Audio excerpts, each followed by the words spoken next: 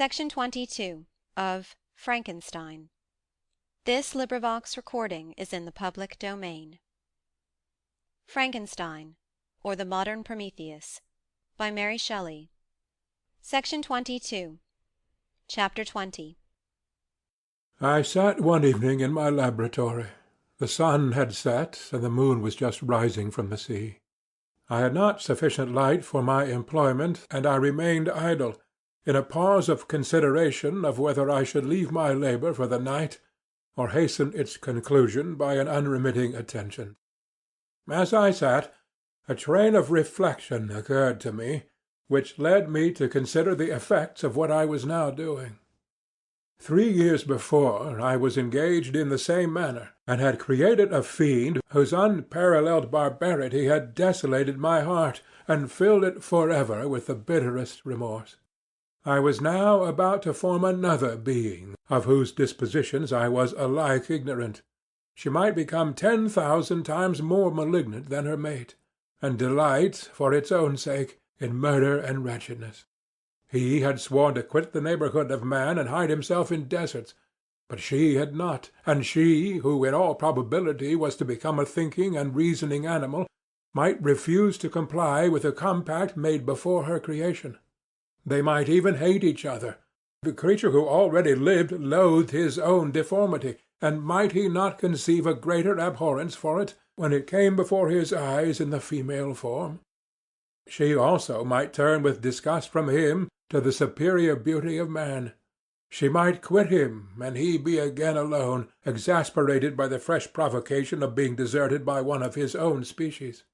Even if they were to leave Europe and inhabit the deserts of the New World, yet one of the first results of those sympathies for which the demon thirsted would be children, and a race of devils would be propagated upon the earth, who might make the very existence of the species of man a condition precarious and full of terror.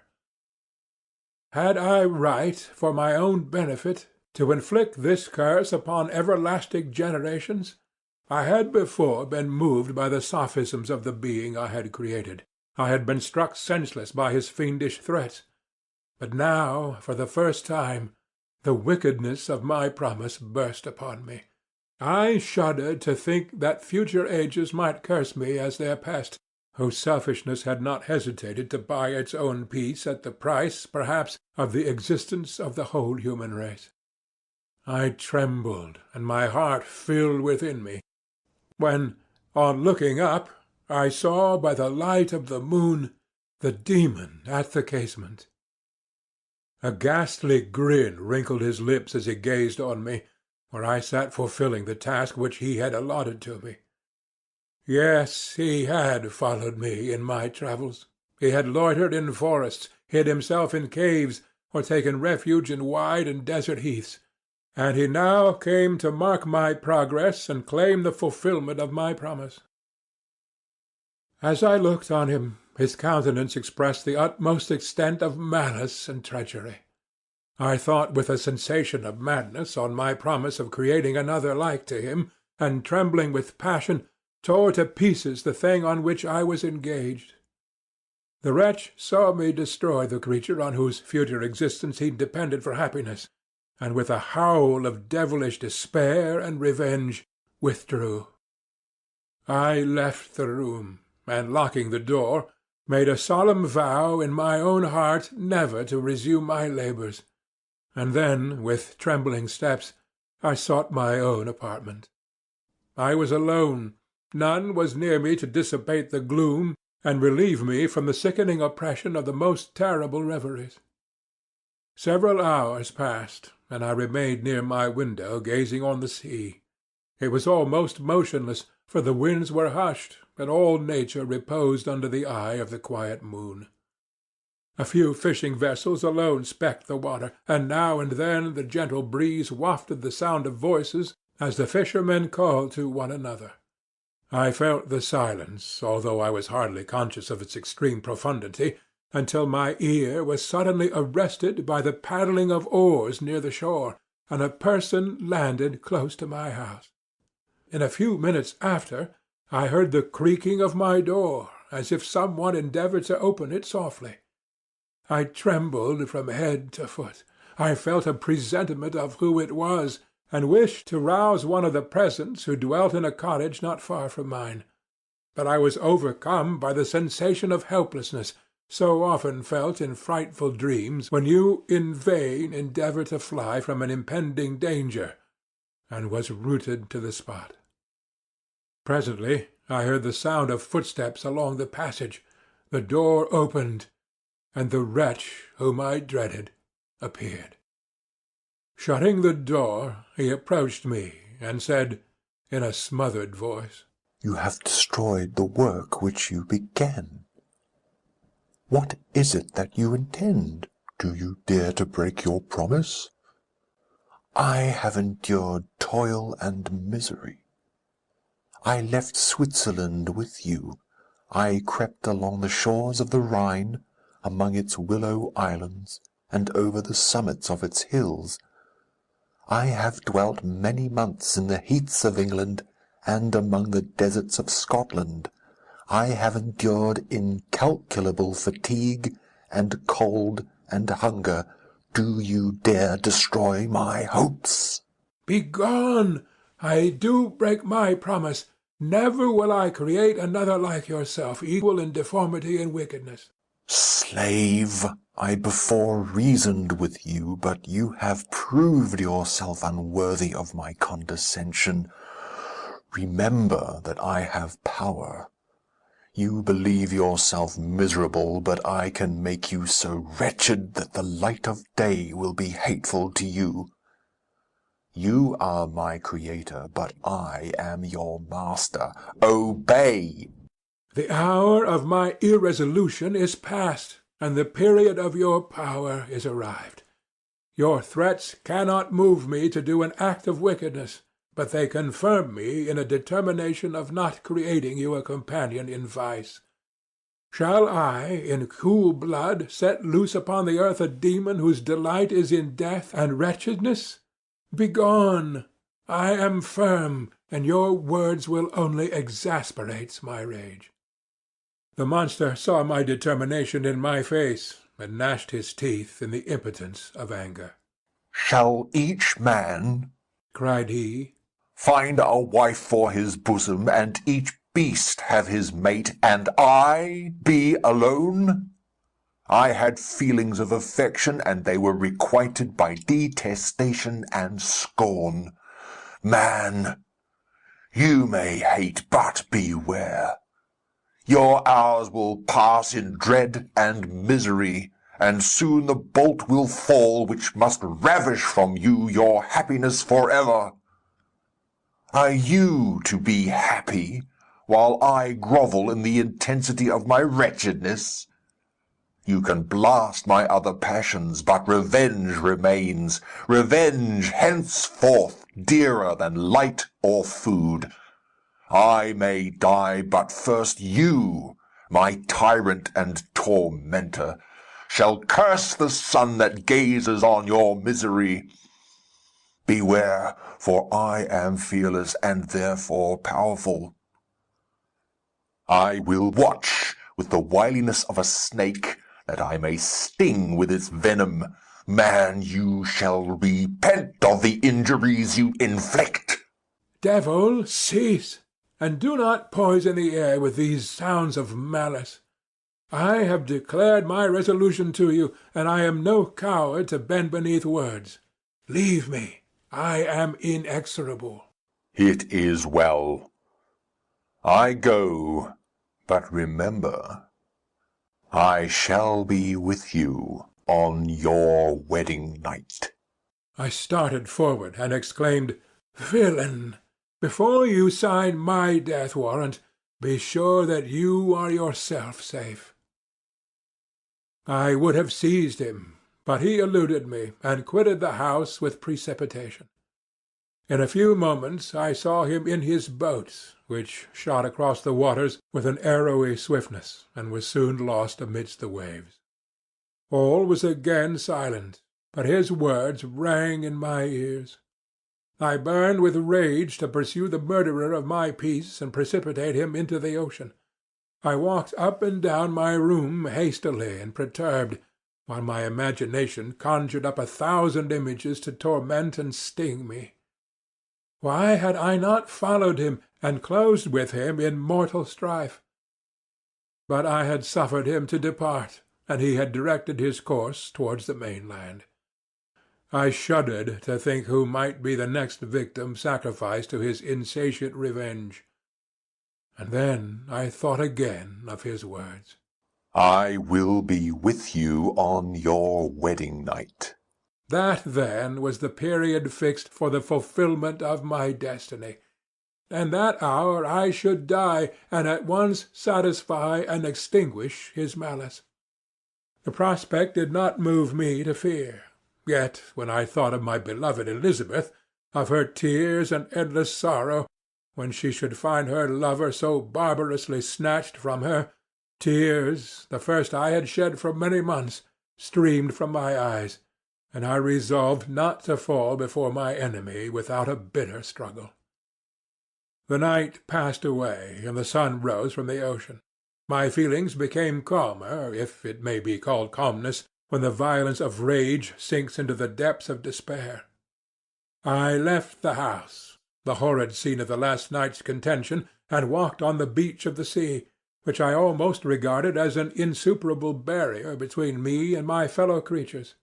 Nay, a wish that such should prove the fact stole across me. I desired that I might pass my life on that barren rock, wearily, it is true, but uninterrupted by any sudden shock of misery. If I returned, it was to be sacrificed, or to see those whom I most loved die under the grasp of a demon whom I had myself created. I walked about the isle like a reckless spectre, separated from all it loved, and miserable in the separation. When it became noon, and the sun rose higher, I lay down on the grass, and was overpowered by a deep sleep. I had been awake the whole of the preceding night, my nerves were agitated, and my eyes inflamed by watching and misery. The sleep into which I now sank refreshed me, and when I awoke, I again felt as if I belonged to a race of human beings like myself, and I began to reflect upon what had passed with greater composure. Yet still the words of the fiend rang in my ears like a death knell. They appeared like a dream, yet distinct and oppressive as a reality. The sun had far descended, and I still sat on the shore, satisfying my appetite, which had become ravenous, with an oaten cake, when I saw a fishing-boat land close to me, and one of the men brought me a packet. It contained letters from Geneva, and one from Clerval entreating me to join him. He said that he was wearing away his time fruitlessly where he was, that letters from friends he had formed in London desired his return to complete the negotiation they had entered into for his Indian enterprise. He could not any longer delay his departure, but as his journey to London might be followed, even sooner than he now conjectured, by his longer voyage, he entreated me to bestow as much of my society on him as I could spare. He besought me, therefore, to leave my solitary isle and to meet him at Perth, that we might proceed southwards together. This letter in a degree recalled me to life, and I determined to quit my island at the expiration of 2 days. Yet before I departed there was a task to perform on which I shuddered to reflect. I must pack up my chemical instruments, and for that purpose I must enter the room which had been the scene of my odious work, and I must handle those utensils, the sight of which was sickening to me. The next morning, at daybreak, I summoned sufficient courage and unlocked the door of my laboratory. The remains of the half-finished creature whom I had destroyed lay scattered on the floor, and I almost felt as if I had mangled the living flesh of a human being. I paused to collect myself, and then entered the chamber. With trembling hand I conveyed the instruments out of the room, but I reflected that I ought not to leave the relics of my work to excite the horror and suspicion of the peasants, and I accordingly put them into a basket with a great quantity of stones, and, laying them up, determined to throw them into the sea that very night. And in the meantime I sat upon the beach, employed in cleaning and arranging my chemical apparatus. Nothing could be more complete than the alteration that had taken place in my feelings since the night of the appearance of the demon.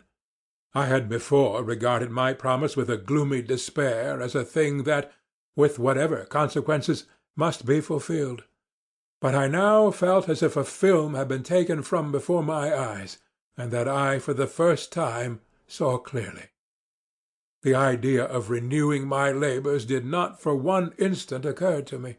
The threat that I heard weighed on my thoughts, but I did not reflect that a voluntary act of mine could avert it. I had resolved in my own mind that to create another like the fiend I had first made would be an act of the basest and most atrocious selfishness, and I banished from my mind every thought that could lead to a different conclusion. Between 2 and 3 in the morning the moon rose, and I then, putting my basket aboard a little skiff, sailed out about 4 miles from the shore. The scene was perfectly solitary. A few boats were running towards land, but I sailed away from them. I felt as if I was about the commission of a dreadful crime, and avoided with shuddering anxiety any encounter with my fellow creatures. At one time the moon, which had before been clear, was suddenly overspread by a thick cloud, and I took advantage of the moment of darkness and cast my basket into the sea. I listened to the gurgling sound as it sank, and then sailed away from the spot. The sky became clouded, but the air was pure, although chilled by the northeast breeze that was then rising. But it refreshed me, and filled me with such agreeable sensations that I resolved to prolong my stay on the water, and fixing the rudder in a direct position, stretched myself at the bottom of the boat. Clouds hid the moon, everything was obscure, and I heard only the sound of the boat as its keel cut through the waves. The murmur lulled me, and in a short time I slept soundly. I do not know how long I remained in this situation, but when I awoke I found that the sun had already mounted considerably. The wind was high, and the waves continually threatened the safety of my little skiff. I found that the wind was northeast, and must have driven me far from the coast from which I had embarked. I endeavoured to change my course, but quickly found that if I again made the attempt, the boat would be instantly filled with water. Thus situated, my only resource was to drive before the wind. I confess that I felt a few sensations of terror. I had no compass with me, and was so slenderly acquainted with the geography of this part of the world that the sun was of little benefit to me. I might be driven into the wide Atlantic and feel all the tortures of starvation, or be swallowed up in the immeasurable waters that roared and buffeted around me. I had already been out many hours, and felt the torment of a burning thirst, a prelude to my other sufferings. I looked on the heavens, which were covered by clouds that flew before the wind, only to be replaced by others. I looked upon the sea.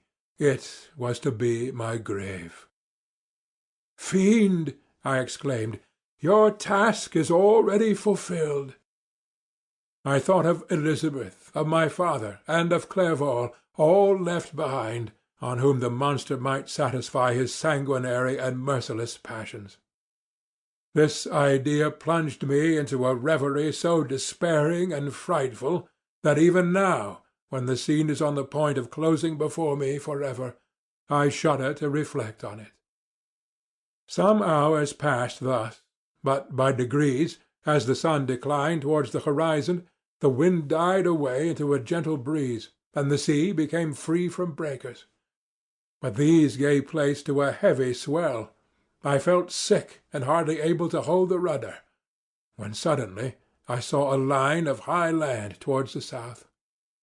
Almost spent, as I was, by fatigue and the dreadful suspense I endured for several hours, this sudden certainty of life rushed like a flood of warm joy to my heart, and tears gushed from my eyes. How mutable are our feelings, and how strange is that clinging love we have of life even in the excess of misery! I constructed another sail with a part of my dress, and eagerly steered my course towards the land. It had a wild and rocky appearance, but as I approached nearer I easily perceived the traces of cultivation. I saw vessels near the shore, and found myself suddenly transported back to the neighborhood of civilized man. I carefully traced the windings of the land, and hailed a steeple which I at length saw issuing from behind a small promontory. As I was in a state of extreme debility, I resolved to sail directly towards the town, as a place where I could most easily procure nourishment. Fortunately, I had money with me. As I turned the promontory, I perceived a small, neat town and a good harbour, which I entered, my heart bounding with joy at my unexpected escape. As I was occupied in fixing the boat and arranging the sails, several people crowded towards the spot. They seemed much surprised at my appearance, but instead of offering me any assistance, whispered together with gestures that at any other time might have produced in me a slight sensation of alarm. As it was, I merely remarked that they spoke English, and I therefore addressed them in that language. "My good friends," said I, "will you be so kind as to tell me the name of this town and inform me where I am?" "You will know that soon enough," replied a man with a hoarse voice. "Maybe you are come to a place that will not prove much to your taste, but you will not be consulted as to your quarters, I promise you." I was exceedingly surprised on receiving so rude an answer from a stranger, and I was also disconcerted on perceiving the frowning and angry countenances of his companions. "Why do you answer me so roughly?" I replied. "Surely it is not the custom of Englishmen to receive strangers so inhospitably?" "I do not know what the custom of the English may be, but it is the custom of the Irish to hate villains." While this strange dialogue continued, I perceived the crowd rapidly increase. Their faces expressed a mixture of curiosity and anger, which annoyed and in some degree alarmed me.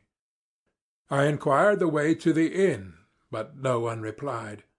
I then moved forward, and a murmuring sound arose from the crowd as they followed and surrounded me, when an ill-looking man approaching tapped me on the shoulder and said, "Come, sir, you must follow me to Mr. Curwen's to give an account of yourself." "Who is Mr. Curwen? Why am I to give an account of myself? Is not this a free country?" "Ay, sir, free enough for honest folks. Mr. Curwen is a magistrate, and you are to give an account of the death of a gentleman who was found murdered here last night." This answer startled me, but I presently recovered myself. I was innocent. That could easily be proved. Accordingly, I followed my conductor in silence, and was led to one of the best houses in the town. I was ready to sink from fatigue and hunger, but being surrounded by a crowd, I thought it politic to rouse all my strength, that no physical debility might be construed into apprehension or conscious guilt. Little did I then expect the calamity that was in a few moments to overwhelm me, and extinguish in horror and despair all fear of ignominy or death. I must pause here, for it requires all my fortitude to recall the memory of the frightful events which I am about to relate, in proper detail, to my recollection. End of Section 22.